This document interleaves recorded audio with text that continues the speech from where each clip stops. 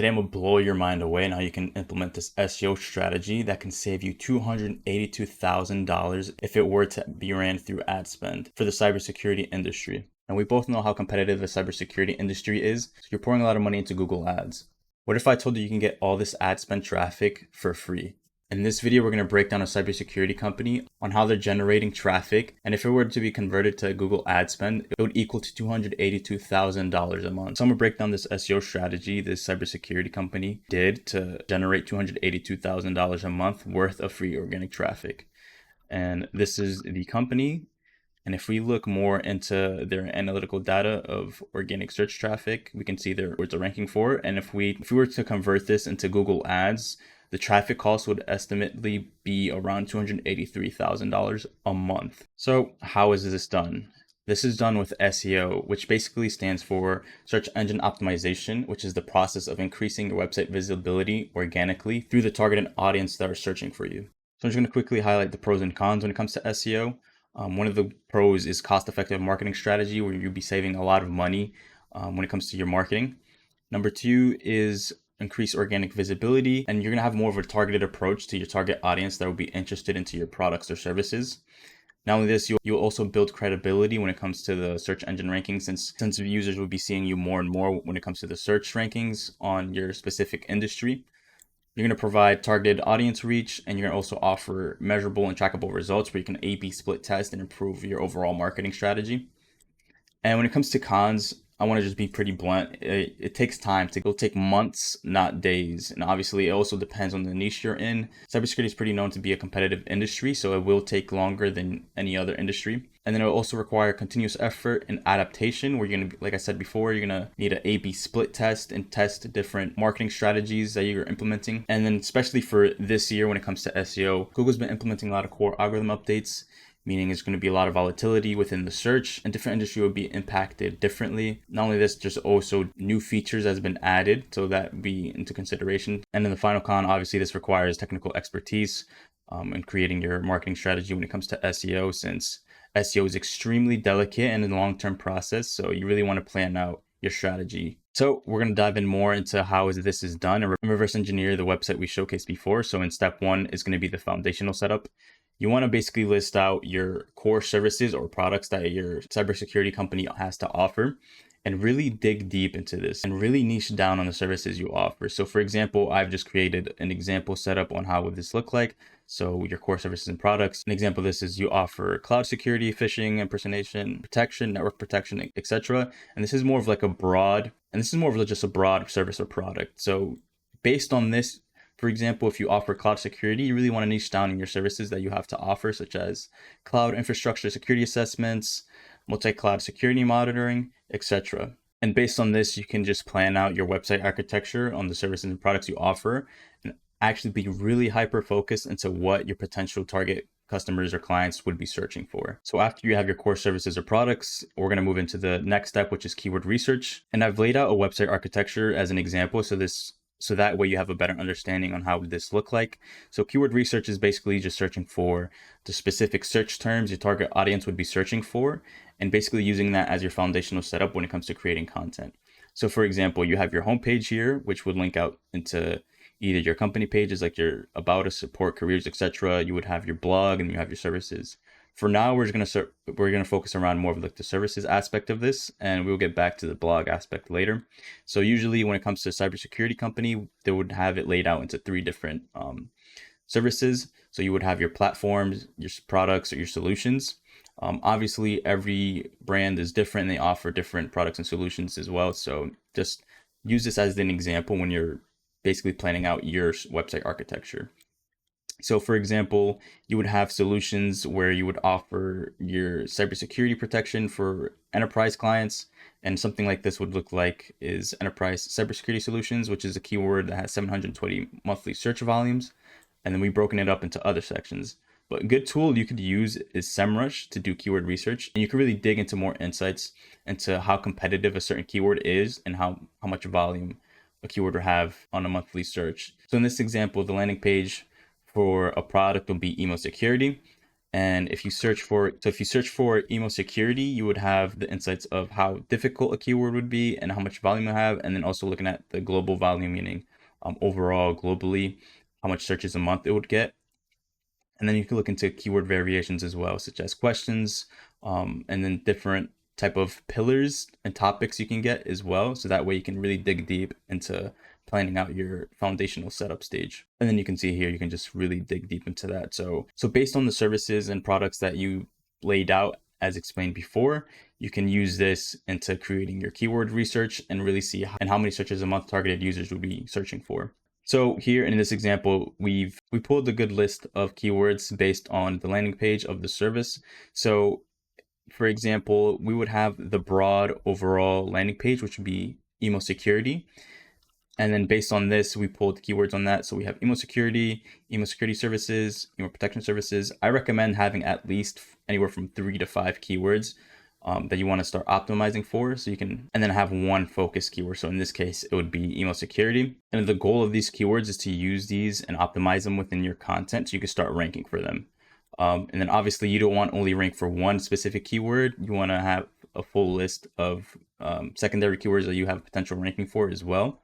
So that's why selecting, anywhere from 3 to 5 or 6 keywords that you want to target would be great.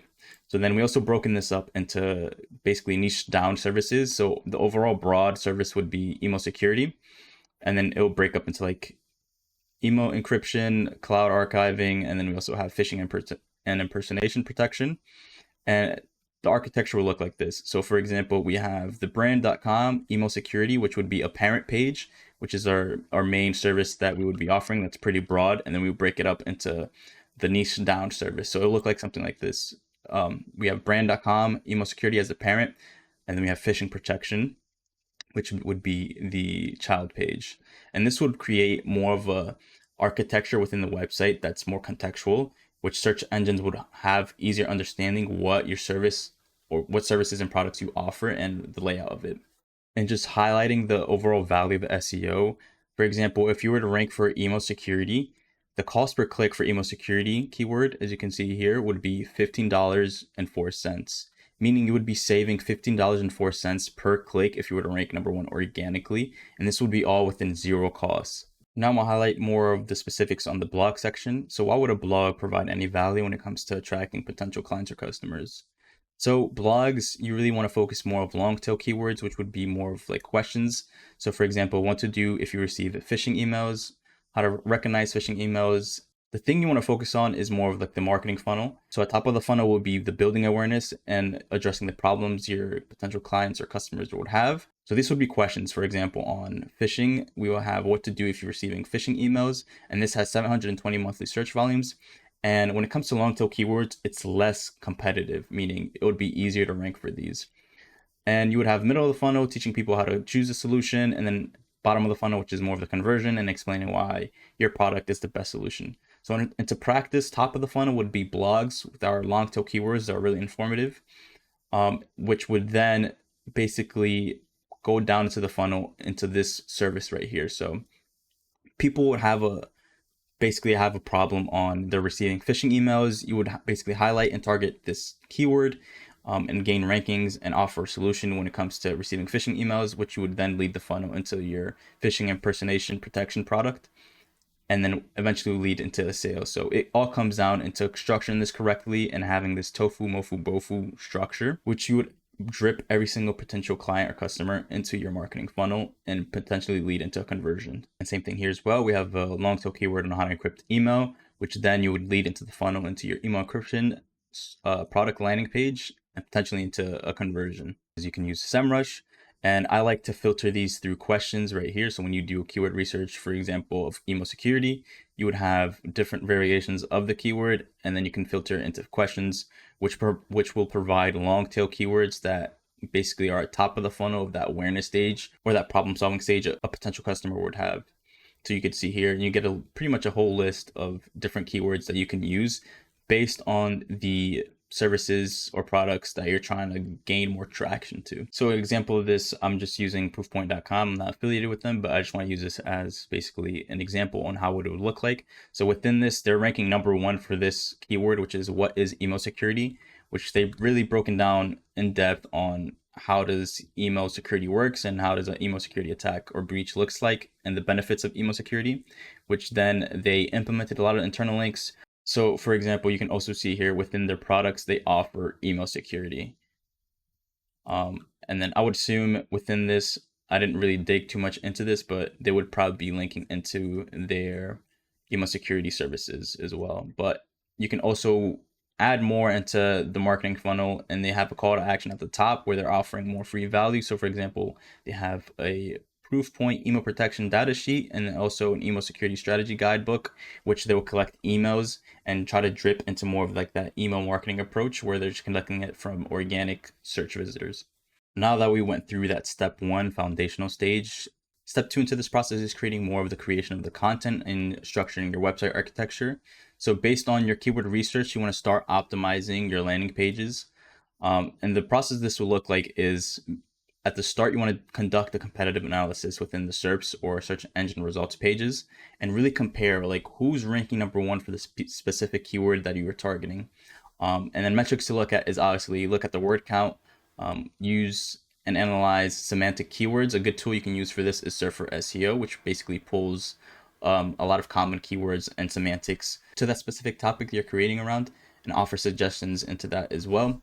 And then you want to focus and look into how much keyword density of the targeted keywords that they're implementing within that piece of content as well. And here's a quick checklist you want to use when it comes to optimizing your on-page SEO. I'm going to try to go more in depth and use an example so that way you better understand how to create SEO optimized content. We're in the Google search engine results pages and we search for keywords such as what is email security. And then we can see here, email security has a monthly search volume of 110, and then global is 820 with a cost per click of $6.23. And based within this, you basically want to just reverse engineer the top ranked pages when it comes to this keyword. So obviously you have the AI overviews, and then you also have a featured snippet as well. You can see here, Microsoft is ranking number one for both of these.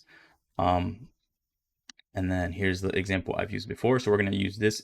And then looking into this example, you could use a tool like Detailed SEO Extension, which gives you more of a highlighted overview of the structure of the content. So you have the best practices of the title. So they follow best practices of the character length of both title and description while mentioning the targeted keywords, such as what is email security or just email security within the descriptions.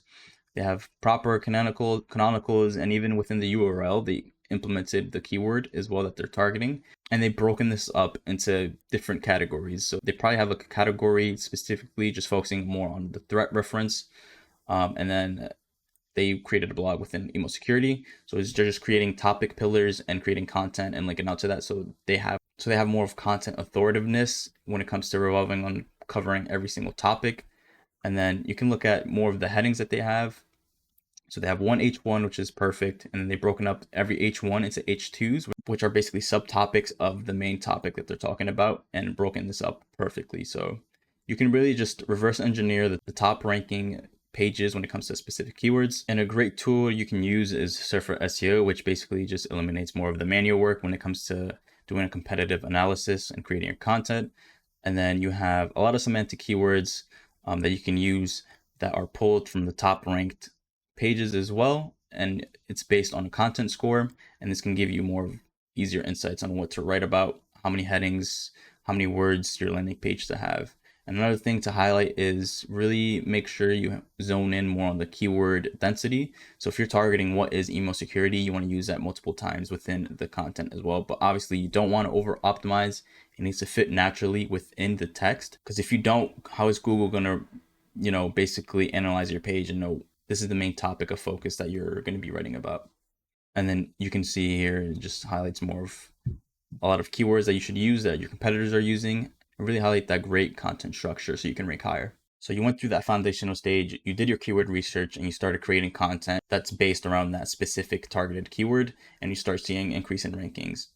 But the next step into this stage is creating more authority with backlinks. Cybersecurity is extremely competitive, so just solely focusing around your on-page SEO setup is not going to give you that big enough boost so you can rank number one for that keyword. So backlinks is basically when one website links to yours, But in this case, we want to make sure the website that is linking to you is relevant and within the similar industry and have that same topic that you guys are talking about. So for example, there's an infographic that's highlighting more about hedgehogs.